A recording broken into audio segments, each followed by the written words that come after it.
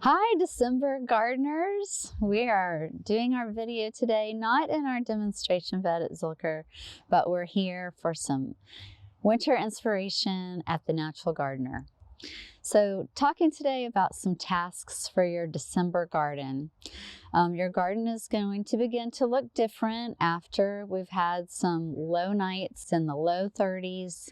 So you're going to begin to have some holds in your garden, and in those spaces you can still plant some winter hardy vegetables, leafy greens. There are herbs that will grow all the way through spring and are host plants for butterflies like dill, parsley, and fennel.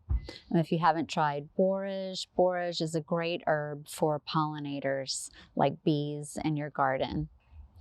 Definitely, you want to keep watering through the winter.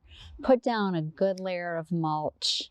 If you haven't grown cover crops, they're an easy way to fill empty spaces as well. And stay tuned for a video about cover crops coming soon.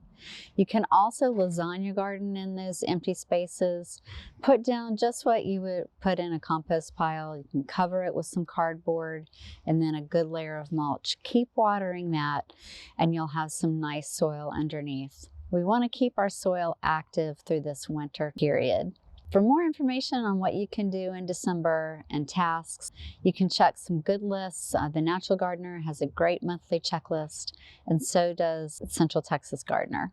For those of you who may be new to Austin or live outside of Austin, the Natural Gardener is one of the organic meccas here in Austin, owned by John Dromgoole, a former member of AOG and a real pioneer in Texas organics. Enjoy your holidays and keep enjoying your weird December gardens in Austin.